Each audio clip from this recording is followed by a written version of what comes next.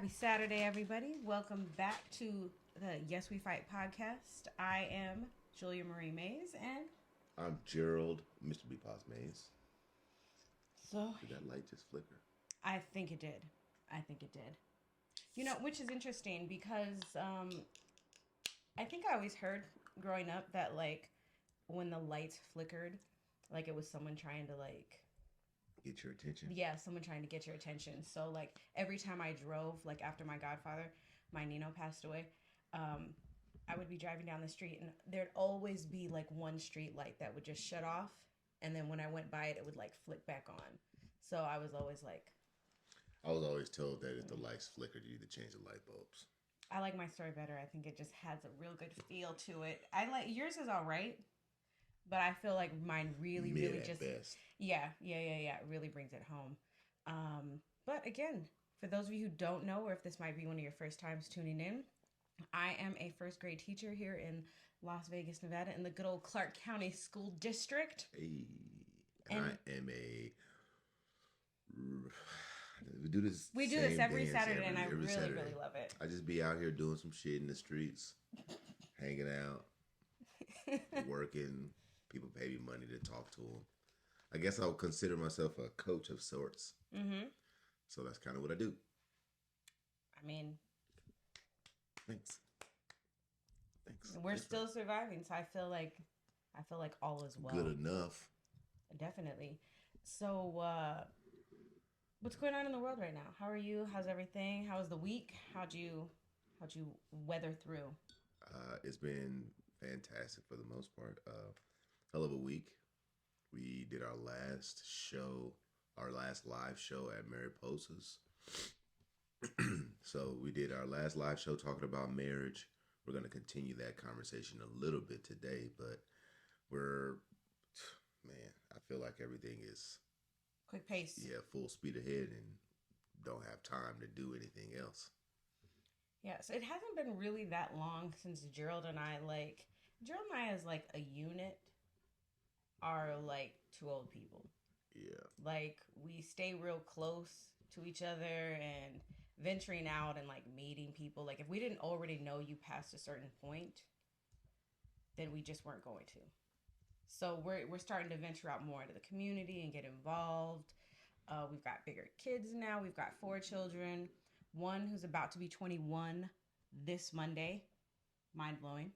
An 18-year-old, 16, and 13. So they're not babies anymore. So we can venture out a little bit, and it's been fun. And I've realized that multiple nights in a row out are just my body. Can't handle it. It's like if I'm gonna be out, I'm gonna have to forego like a drink for like a salad, or like I'm gonna have to like incorporate other practices, because if not, genetically your girl over here can't handle it, and I'll have some health issues for sure. I know my body and genetics, they weren't as kind, so I really have to watch out for the things that I do. So I'll have to keep that in mind as we continue to be out here in the world. For sure. But Jonah asked her, are you a little tired? Oh yeah. So yeah, someone we were out with last night. Yes, I am. So last night was our first night in these people's streets. Man, together. Until we didn't get home till like 2 a.m. The last time we both got home at 2 a.m, we were probably traveling long distance from somewhere. I know. Probably traveling, or or we're like on a vacation maybe, and we were like, and even that's probably far and few in between. Like, where we ever been on vacation where we came? The cruise, like the cruise, the cruise ship. I know that's like, I don't know if that's the same, because like we're contained. We was already at home for 3 days. That's a very fair statement. So you're right. We don't really hang out that much. But last night we got the opportunity to hang out with some really marvelous people and fellowship and commune together, I guess, love on one another. I mean, we got home about 2 o'clock. It was a great time. I really appreciate moments like that. And I really appreciate moments like that with you. Yeah. And that's a great segue into your topic. Without breaking my cup. I know. Yes. So, okay. So we've talked about a lot of different things, and you know, some of the shows have tended to be a little heavy. You know, Yeah. I think we needed them to be a little bit because we wanted to at least come out strong. At least for me, like everyone goes through stuff, and not even just go through stuff, but like we've all brought stuff along the journey with us. Last week was fun. Last week, if you didn't, I would recommend you go back. We talked about sex, and that's just always a fun topic. Like you Yeah. just can't go wrong talking about that. But that's just my personal opinion. I'm probably a dirty birdie.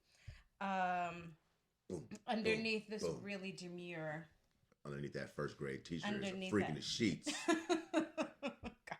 Someone's gonna come across this and be like, "Wow." These dudes are something else. But I wanted to talk about some of the really positive aspects of being in a committed relationship, a marriage, long term relationship. We're married, so obviously all of the things and most of the things that we state will come from that perspective. We've been married this year will be 15 years. So Damn. I know I really feel like that's starting to get into those high numbers where it's like that, like wow, like we're really doing it. Yeah. 3 years. 15 years, and but we've been together 20. So there's that too. Exactly. So yeah, I want to talk about some of the benefits of being in that and some of the really great things that can come from being in not just a committed relationship, although having commitment to that relationship is really what's going to ultimately allow for you to hopefully find a safe space for you both to be healthy, because Gerald and I have been committed to each other for I would say I feel like we've both really been committed to each other since the beginning. The hard part is that we didn't have healthy tools and we didn't understand a lot of things. So despite what it looked like within our marriage and the things that we've had to go through, I still feel like there was this commitment there. You know what I mean? Even if the words, actions, if the things didn't feel like they lined up, I really feel that that ultimate commitment is what helped us navigate through some of those things. I definitely don't recommend every trial and tribulation. Like that's not what I'm saying, but what I'm saying is that commitment ultimately gave us I mean, I feel like it gave us the space to continue to move forward. How do you feel? Do you agree with that? Do you feel like you were committed from day one, or there was a commitment to something, or what do you think? Yeah, I mean, I think the thing with commitment too, though, right, is like it starts off differently for everyone, right? Like I was committed, I guess, because I am honest, but I was committed to not having two baby mamas. Which you did mention to me. You did talk about. We did talk about that. That's what I was committed to, and that's what ultimately got me past the initial, because that's what happens in relationships, right? You meet someone, and then you're like, no, I don't fuck with that person. Well, when you fuck up a little bit and you do things not the right way or not in the right order, it forces you to have to look at it a different way. We're grateful enough to where this has been beneficial and it worked itself out in the end. But I wouldn't suggest someone spend 10 years forcing something until it happened, right? Yeah, I agree. I mean, but at the beginning, you and I were attached at the hip from jump. Yeah, we were. So there's a part of this where it's like a small part of this is saying, I don't want to have a baby mama, another baby mama, right? But then there's a huge part of this that's like, well, I just kind of like her. And I'm just kind of like vibing with her right now. Right. You know what I mean? So I don't know. Maybe I'm rambling a little bit about it, but you know what I mean? Yeah, no. I know what you mean. And I think that's a really important aspect of it, because in the beginning, commitment to another person doesn't look the same. Me saying that I was committed to you from the beginning. I mean, I guess in truth isn't like whole, like fully, like not that it's not true, but the commitment that I had at the very beginning to you is definitely not the same as it is now. I'm grateful that at this point it's definitely stronger and I have a better understanding of it. But that definitely took time and it was a process to get there. There was just a natural attraction I think we had. And I think the core people of who you are and still are in me really, really connected well. We just had a lot of things that we had to navigate through to like get there. For you know sure. What I mean? What's that, like that image where those people, it's like they're like back to back, and then they're like the little kids inside of them. They're like touching hands. Oh yeah. I I said always that to you one time in an argument. you you did. You did. And I had just seen it like the day before on my own. And I was like crying. I was like, oh my God, this is us trying to connect. Our inner children are trying to connect. We're just jacking it all up. But I digress. I digress. So I have my list out there. One of the biggest things that I put, do oh, sorry. well, do you think that there is a lack of benefit for long term marriage? Like before you get into the benefits, do you think marriage is for everybody? Do I think marriage is for everybody? Marriage, long term commitments, do you think that that's for everybody? No. I don't think it's for everybody because I don't think anything is for everybody. And I think that, and I've come across, and then Joan asked a question. I've come across plenty of people throughout our marriage that were like, who, and women are like, who, girl, I don't want to be in a relationship. I've literally had a woman who I absolutely loved her, strong personality. And I worked with her at the school that I'm at now. She's gone now, but she had let me know, Taurus had let me know. She was like, "Look, I shouldn't be saying her name on this podcast. Oh yeah, you're right. I want her business out in these streets. Oh yeah, you're right. No, I did. Go ahead. I'm all like, oh no. She let me know. She's like, no. She's like, no, marriage isn't for me. She's like, no, I don't. I'm not. That's not for me. I'm too strong of a personality. I like my space. I like what I do, and I'm not going to. And it wasn't even like she had a negative thought about it. It's like marriage is beautiful. I love it. She's like, I just don't want to. And I've come across a lot of people that are like that. Yeah. And some not positive too, like, committed relationship, one person, no thank you. Yeah, no shit. Who wants to be with somebody for the rest of their life? My dad used to tell me all the time, I like chicken, and chicken is my favorite meal, but I don't want to eat chicken every day. And there you have it. Wise words. Wise words. Wise words. And here I am eating chicken. So no, I don't think it's for everybody, and I don't think that it has to be. It's just something that I knew that I wanted in my life. I knew that I wanted to be married. I knew I wanted a family. I knew I wanted the commitment, just based on what I had seen in my upbringing. We've talked about that. My parents have been married 40. So I'm 41. So probably what like 41 years. They got married, and my mom was pregnant with me. So you do the math. Tell your story about the long-term marriage that you grew up in. Oh. Because we have two different. We're coming from two different places on marriage, right? Yes. So True. We're coming from two totally different places on marriage and two different understandings and two different examples. Yes. For you, how was it like? How was marriage shown to you? So for me, marriage was shown in multiple ways. So my parents have been married over 40 years. My grandparents had been together. I talk mainly about my mother's side of the family. Not that I'm not close to my dad's side of the family, because I am. But we spent a lot of time going back and forth between my mom's side. So they were close, but and I still have a good relationship. But I predominantly go to my parents and my mom's parents relationship. And they were married, I think 57 years before my Nana passed away. And so it was shown to me very similarly, because my mother is obviously a lot like her mom. And it was very traditional in what we know, in the sense of mom at home taking care of the kids, and then like dad working. Both of my grandparents, my dad and then my grandpa, were in the military. My grandfather, will let you know, still to this day, he served 26 years in the Air Force. My father worked, he was Air Force retired. That's paramilitary. Is that what it's called? Hoorah. Oh. Oh. He's a master sergeant. And so I grew up watching a lot of like affection. I grew up watching like my dad go to work and my mom do these things. And so I never heard my parents argue, which sometimes I question if that was, not that I should have seen them fisticuffing or anything, but not once did I ever hear my parents having sex, Not once did I ever hear my parent. Not once. I didn't even know that they did. Clearly they did. Clearly they did. 4 of you. There is 4. So I mean, and my dad will tell you that he's done it at least 4 times. That is his running joke. And they didn't argue as well. Like they didn't argue in front of y'all. In front of us. I mean, I know they argued, but yeah, they did not argue. So it's like I had this idea of marriage, and I feel like it was a positive example. Like I had a really good view of what it could be. The part about that was challenging is that it's only surface.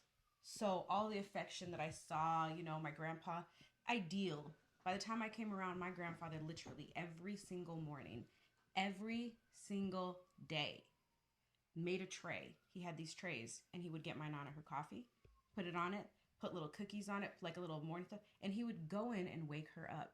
Like they had spent, they had like a family function. My Nana was in one with all her sisters. They're all older by this time, and he drove from where they were staying at and brought her something. So here I am, looking at all this, which are really beautiful examples of and expressions of love, not knowing that like, that's their expression of love. Yeah. That's their expression of love. That's the thing, though, right? I know plenty of dudes who express love like that and then go home and beat the shit out their woman. Well, I know, but I know. I'm just saying, though, right? I'm saying that because I often question how much of a good thing that is like I subscribe to this idea that everything in moderation, even moderation, right? Like the best way to describe the world is everything in moderation, including moderation. Have fun, but not too much fun. Okay, there we go. Spend some money, but not too much money. Oh, that's a tough one. Right? Do the things that you enjoy, but not too much, because the too much is where you start to fall off. Now, what if you thought about that from, I don't know, the positive things? Because we can say that too much money can destroy a man, right? Right? I mean, too much opportunity can destroy you. So in a relationship where you're trying to teach children as a parent the full roundedness of life is, and I'm gonna pose this question to those that's listening, is ensuring your kids never see anything negative between mom and dad, is that safe, or should they see you talk it out, work it out, see the, not from a close, but from afar? Like I see so many parents who, and I was one of them. I see so many parents that are void of having arguments in front of their children whatsoever. They don't want to raise their voice. They don't want to do all of those things. And while I understand it from its moment to moment view, like it's not something that you want to do in the moment, but in big picture, that's how the world works. Everything that you do isn't met with kid gloves. Everything that happens in life isn't received positively. And that includes between the most important relationship that I have in my life, right? Everything don't go right away. And I had to have this conversation with my daughter too, right? It's like, I love your mom, but that doesn't mean we won't disagree. Right. I said, do you have a best friend? And she's like, yeah. Do y'all argue? Yeah. Do you hate her after you argue? No. Do you work to repair it? Yes. That's the same thing that me and mom do, because that's healthy. And the disagreements, if they remain safe, right, they aren't unhealthy. Right. And I think we spend so much time trying to keep our kids or help have our kids avoid these tough situations versus allowing those situations to happen and then being strong enough to teach them or talk them out of it. I think, you know what, I really like what you said. I like that you brought up brought up kids in general and brought up like our experience with our kids. I like it because it kind of ties back in, kind of bringing it back in a little bit to part of the benefit of being in a long-term and committed relationship, i.e. our marriage, is having someone to raise your children with. You know what I mean?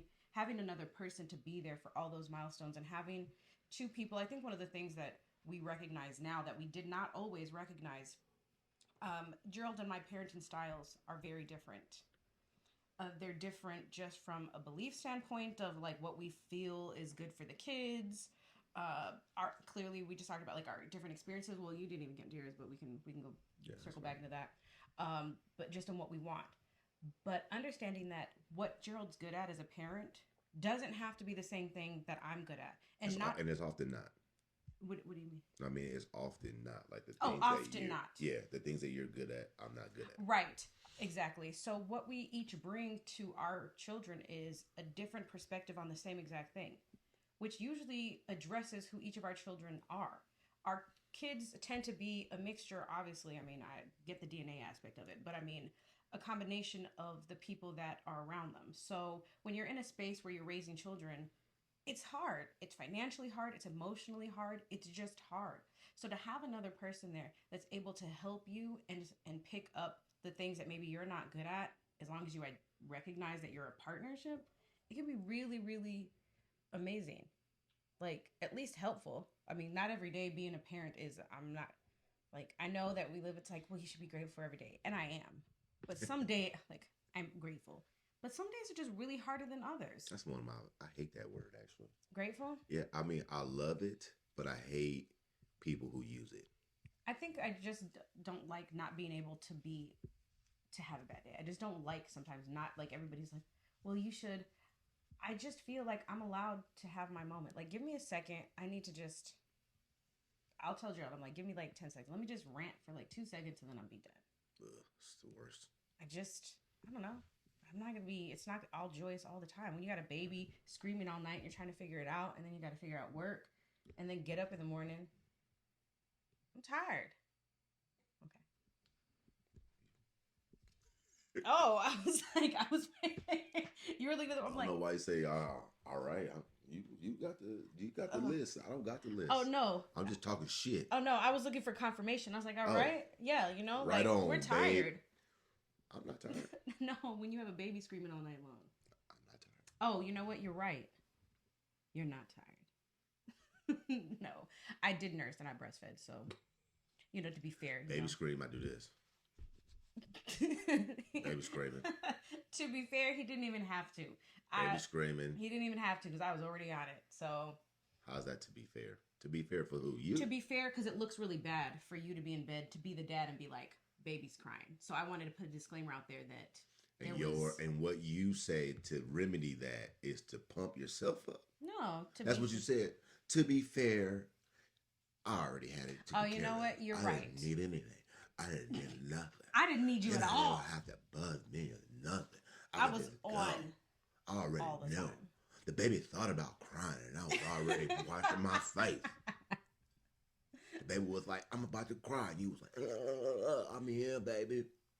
Okay, well then here. To be fair, there's an understanding because Gerald was working and I was staying home with the babies. So it just is it was how we handled it. He obviously was around and picked up babies. Clearly. Well, yeah. I mean, we're still. You can't be able to do all that. Because I'm the man. Moving right along. Let's go. What else? You are. Okay. Don't ask a question. At what point would you say that you've been the happiest together? Right now. Yeah. Right definitely. At this moment. What you're looking at. Tomorrow, it'll be that moment. Because that's the goal. Yeah. I think I will say, what it says, at what point would you say that? Yeah. So right now, I would definitely say that we're the happiest. And that came off the backs of like all the years of like being together, being not really healthy, getting to a place where it has to change. You ever get to that place in your relationship where you like just look at each other and it's like, I don't know how to fix this, but I know it can't stay this way. And if it stays this way, then someone's gonna die. Someone's gonna have to exit. Somebody got to die. That's the only way out. So since neither of us were willing to do that, we were like, well, I guess we have to go to work and, figure it out. Look into resources and read books and get therapy. Which is true. Learn healthy communication skills. All that. And, the stuff that makes you feel like your relationship is over. Which is true, and also took a long time because the I'm therapy. not gonna lie. When we first started going to therapy, I was like, "Oh, this is I've seen the movies. There's only two things that happen from therapy. One of us realized that we don't like the other one, and the therapist helps us solidify that thought." So what you're saying, ma'am, is that he ain't shit. For real, and you don't need to be around motherfuckers that ain't shit. Get rid of it. You know what, Doc? You're right. I don't need to take this. Yeah, I don't need to take that shit from him. Exactly. Or we were supposed to lay on a couch. And trust me when I say I love therapists. They are essential, but I believe that as soon as you start going to therapy, one of us is going to realize that we don't like the other one, and we don't need the other one, and we can be able to go. The second thing is, one of us is going to die. That's what happens when you go to therapy. Somebody learned something, the other one didn't learn it fast enough. Then the relationship is dead, or the other person is dead. I watched too much First 48. I was going to say. Crime and shit like that. So everyone dies to me by somebody named Jelly Dog or something like that.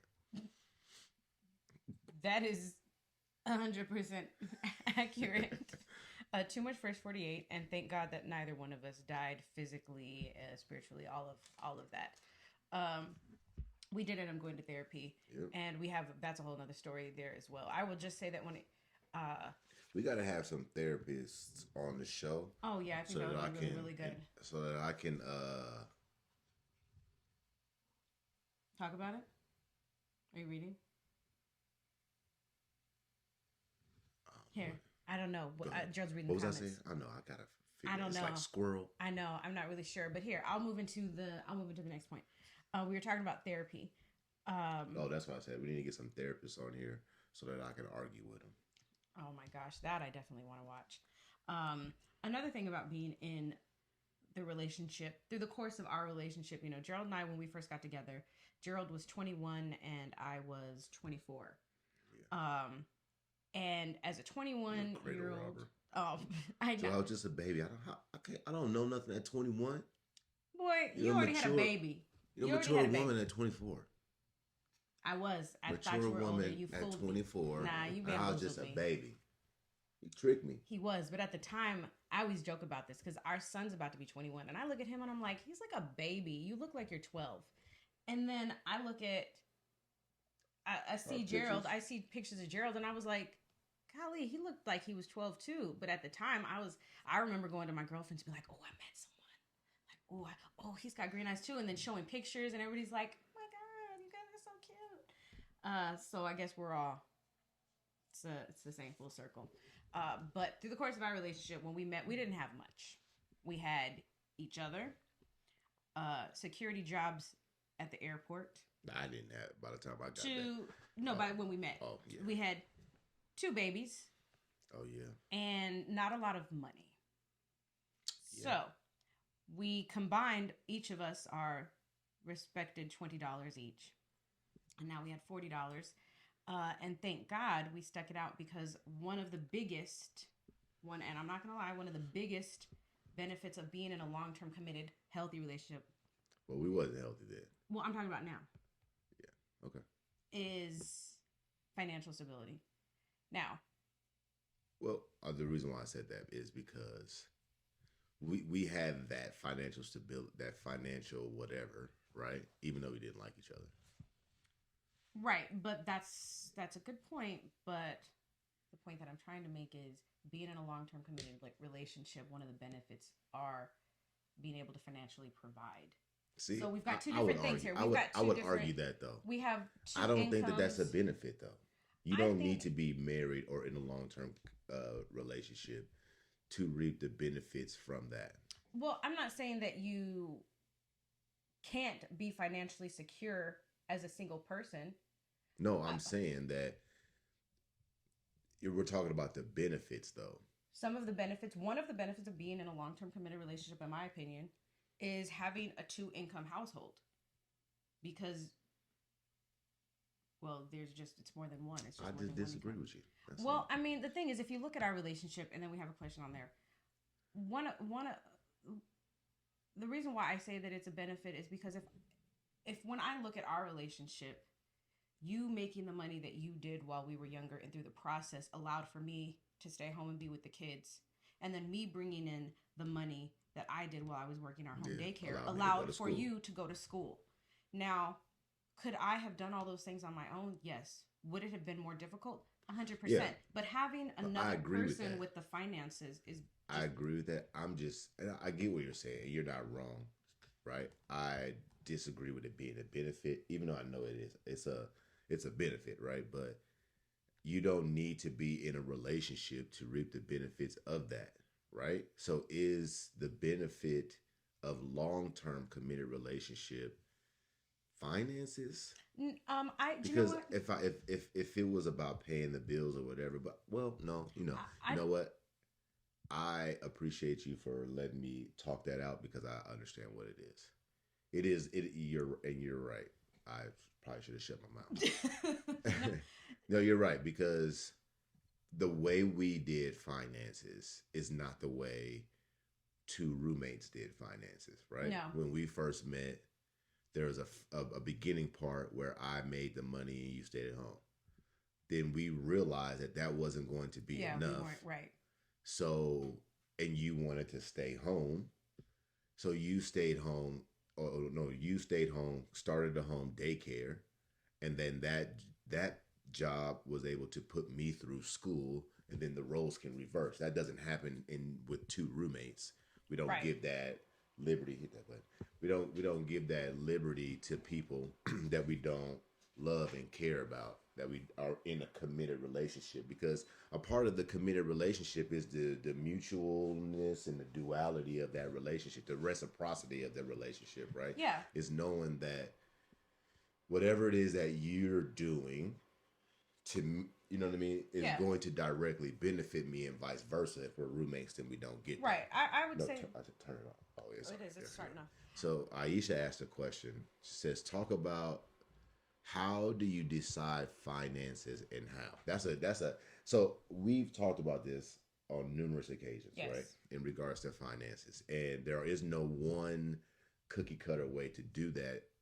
My disclaimer, because this is my disclaimer for everything, is that you and the other person need to have a conversation about how these finances come about.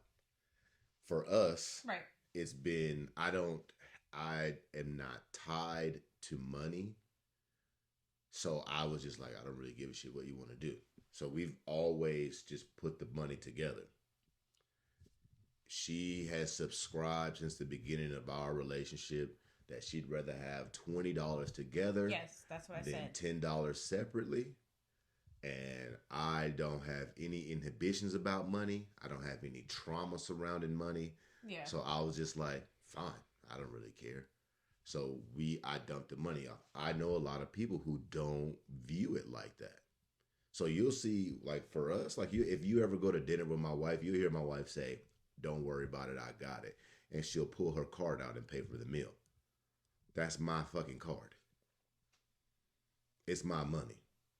And every single time that I pull out my card and I pay for the meal, that's her fucking card. It's her money. Nobody paying for nobody. It's ours. We just out here for the social show, so everybody can be like, "Look at it, it's a strong man taking care of his wife." No. Although we spending her money this weekend because she got paid.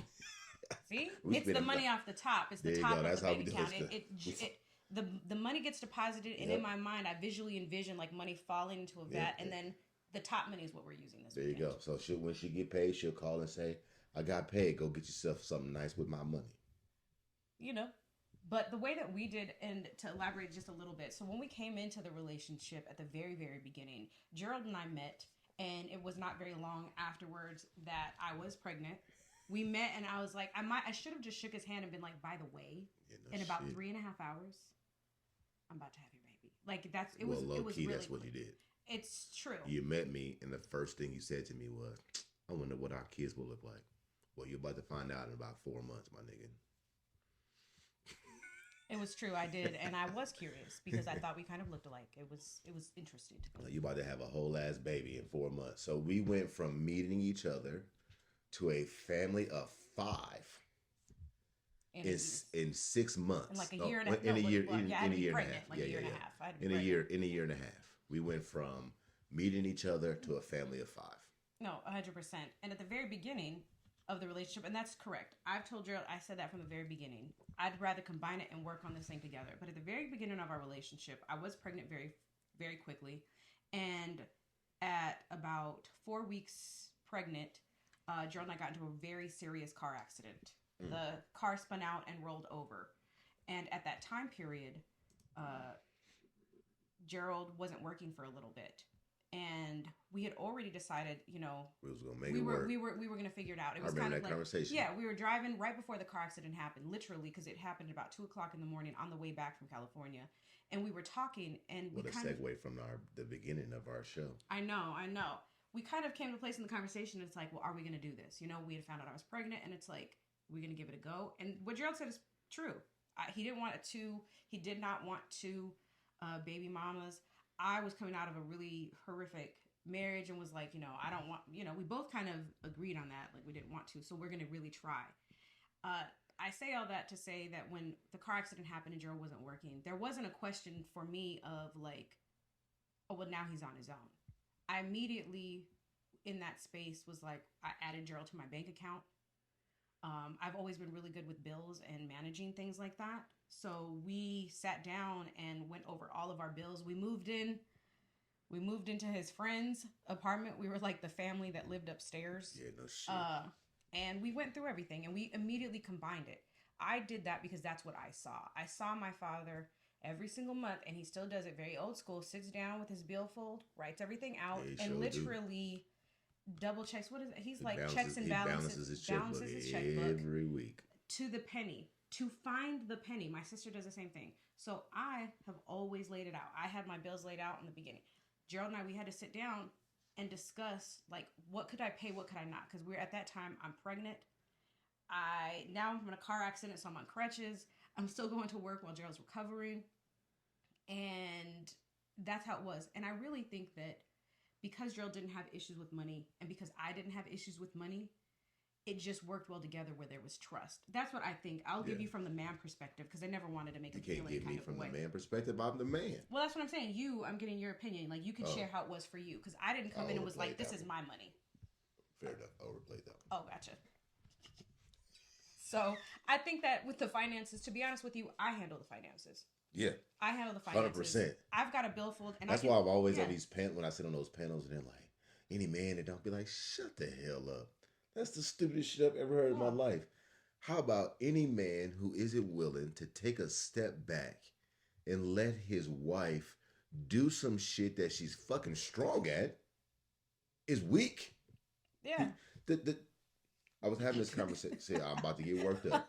He's like, I was having this conversation with a very dear friend of mine, Coach.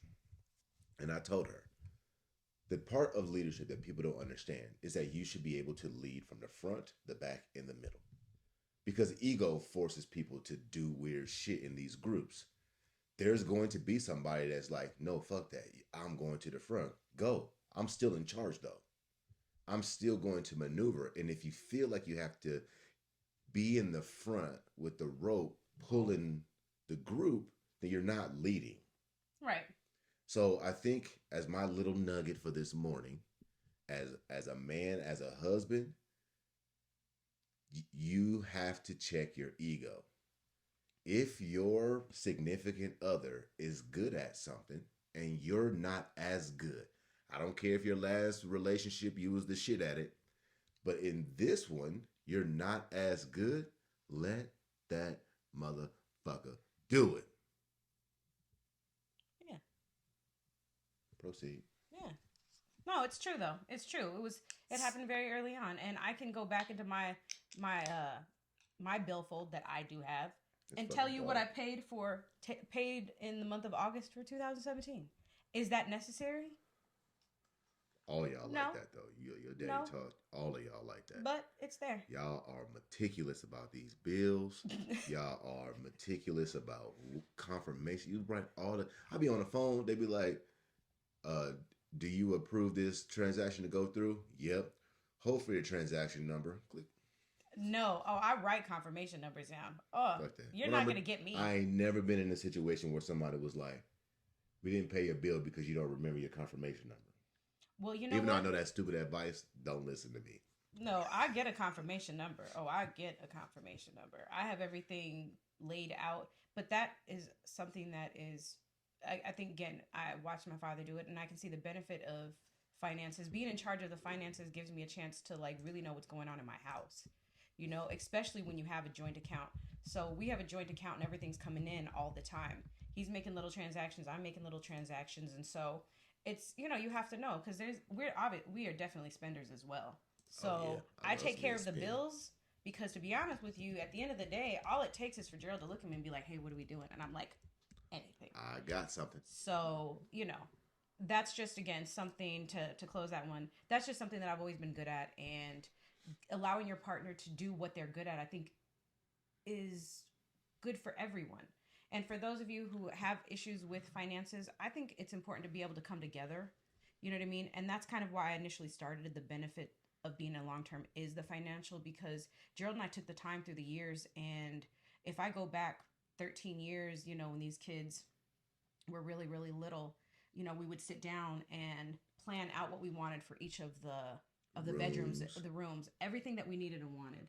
Yeah, I think that's the thing too. This as The vision. finances The vision. is more than just earning and spending. Yes. Right. It's also the vision, the Right. plan, Exactly. the execution, and what we found is that I'm excellent at earning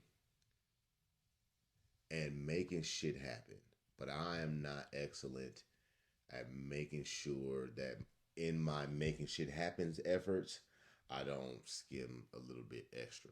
So with that is the reason why she handles all of the day-to-day bill pay. So she allots the money. She lets us know how much can be spent. She does all those things. I just put the money in there. No. It's true, but it works well for us, which is why we don't have still to this day. And I always joke because I'm like, God knew that we wouldn't be able to handle anything else. He knew.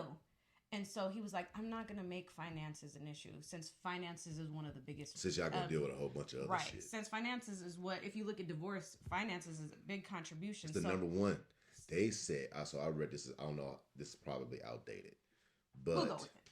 But $500 was enough to save 45% of marriages that ended in divorce because of finances. You mean like monthly? Like an extra $500 one time would be enough to settle people's marital issues if they got an extra $500 a month. Now, obviously, this is a budgeting issue, right? Sometimes. Or just a lack of money issue, which we definitely. But finances is stressful as shit. No, definitely. So that's just the one area where I am extremely thankful that we haven't had to. I mean, not to say that we haven't had financial struggles, because of course we have. We've had enough money plenty of times, but we haven't had issues that we were amongst arguing. Each other. Right, exactly. But yeah, so I think that's the thing, is having the vision. So with the finances and understanding, and how do we get there? And that's what we started very early on, of what we wanted for our life and what we needed. Not even just what we wanted. We had 3 children quickly. We came together again. Joseph family 5. Little Gerald came about 3 years later. So we were a young family with 4 children. Finances were a part of it. You got to eat. You need a place to stay. They need clothes. They need school clothes. They need materials. All that type of stuff. So, you know, it was a process along the way, but we definitely stuck to the course. The vision. And don't be messing up nothing in my office in here. I'll kick you out. At least you said I wasn't gonna die, so you're not gonna die, but you're gonna get kicked out. They're gonna be like, Gerald and Julie, they do their podcast like side by side on Split. Why? Because they don't go nowhere. I think Julia does it from the living room. Goddamn right, because she can't come in here no more. Oh, that would be funny. Well, professionals, sometimes they do that. You know, they are in their separate spaces. You can't come in here no more. No, this is about you can't come in here no more. because you messed up your opportunity. That's so funny. That's so funny. Okay, question time. Question time. I think we already read all the questions, man. The finances, Tasha, remember Tasha? Mm-hmm. He said, "What's up?" So yeah, we in here. So what else? What are some of the things that we did to create? You know, we talk about marriage and partnership. You know what I mean? Like, I feel like if you really work through and you stick together, marriage can be a really, really beautiful partnership. That comment is funny. I'm not even reading the comments. Says LOL Taja. Because remember, Taja was at our very first engagement. Oh, Taja was at the first engagement. So he said LOL. He said, I never seen her talk so much. She was super quiet when I used to be around. I know. Taja, she wasn't allowed to talk back then. Wow. Terrible. No, I am quiet. I'm still a quiet person. I think it's just I'm low. I'm just select. And at that time, I was just a lot younger. I think that probably just came with age, because you're right. It is a younger person. And when we started hanging out, we hung out with a lot of like little. They were my friends. Yeah, they were your friends at the time. Yeah. You know, we came and started doing our little family friend night and going around, and so love that time, man. I really missed that time too. Really missed that time. The simplicity of just being young and what was your question? Oh, the question is, I was like, marriage is a partnership, and what are some of the things that we did to create a healthy partnership? Because I don't want to just be married. I didn't want to just be married. Marriage, I believe, can be a complete, not just a benefit, but create a lot of joy in life. If you want that type of joy. I wanted to be married. I want to still be married, and I want a happy marriage, and I want to be healthy and really live the best life that I can, and I want to do it with you. For sure. So what are some of the things that you would tell other people that really want to be happy within their marriage? What are some things that we did? What are some things that you did to really create that for us? That's hard. So I'm going to give a disclaimer first. I think it starts with the fact that I wanted the same thing. Despite what was going on in our real life, the undertone was that I wanted it to work. And I think that was clear from both of us, period. Despite the arguing, and we would argue for 9 days. Like this is called Yes We Fight for a reason. Like we yeah. We will knock out dragouts. We would literally argue 5, 6, 7, 8, 9 days straight. All-nighters. All night. Missing days of work, doing all of those things. And I heard someone tell me when I was coaching somebody, a friend of mine. And she said, me and my husband made a pact to never give up on our marriage, so we will always argue. And I challenged that, right? I challenged that because I remember how I felt about the arguing. I remember what it did to me, right?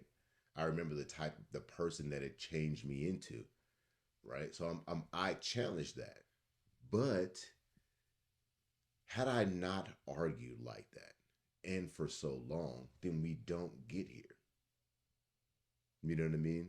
Because I only argued for 9 days because I wanted the outcome. I wanted this to get better. And then I realized that if I don't argue, then I don't get the outcome. If I don't get the outcome, then my marriage fails. Well, I agree. I agree exactly with what you're saying. My viewpoint on the arguing is, you know, in the beginning and for many years of our relationship, I look back at it and I have a respect for, like, I have a respect factor for it. Like, I respect that. But I also understand that there were plenty of times where those arguments were based on insecurity, bad communication, not healthy coping skills. So I can look at it. So I can look at the arguing and say But you don't see that if you don't argue. Well, yes. Is what I'm saying. So yes, and that's what I was getting. Yes, that's exactly what I was getting to. I can look at it and say that this time period, this arguing that you talked about, which created those things, which 100% did, because the arguing we were working, we were both fighting for the things that we wanted. Mm-hmm. And it created a lot of stuff within that. But as we went on, it's like now we can look back and say that got us here. And also understand that I never want to argue like that. Exactly. Again, and then I never want to do or be that because it was hard. That's the thing, and that's kind of what I'm talking about too, right? Is I think I said the same thing. I think I said. Yeah, probably. I think we probably talked the same, but that's kind of what I'm actually saying is the exact same way. Is that I had to be willing to argue, right? I had to be willing to argue to get to where I'm at. But now that I'm here, I am argument averse. Like, I refuse because I've spent so much time in these arguments that I know how they work. I don't need to do that anymore. She understands it to a degree. No, I understand it to a whole degree. I just don't always like it. Exactly. But I know now that it's the argument that's the most detrimental to my relationship, but only now, right? So only now is the argument detrimental because we've done all of the work in the past and all the knockdown, drag outs and stuff to the point where we were beat up enough with each other to then begin to heal. Once you heal, though, then there has to be some boundaries that you'll never go back to. Right. And one of those for me is arguing, because there are things that happen in our arguments that are unhealthy from me to her and from her to me. And it's those things. And our relationship isn't in a place to rebound from that. So now it can't be apart. That was a lot, but you know. It was a lot. It just ended so abruptly. I'm like, yeah, and then it's like you look at me. I was like, oh, I'm on. It's my turn. Yeah, when we was at the the Shepherd's Breakfast, they had a pastor up there talking. And that's exactly how he did it. He was talking about it, and he was just like, he walked off. He was like, oh. He was like, and everybody clapped. So where's my clap for dropping the mic? And there you have it, and there you have it. There you go. No, I agree. I think just the evolution of things. I think basically the main thing that when I think of all of it is that the benefits of marriage, they didn't always show up right away. And the benefits of being in that long-term committed relationship happened over the long term. It wasn't initially. I didn't benefit from being in a relationship from him day one. The benefits that I got,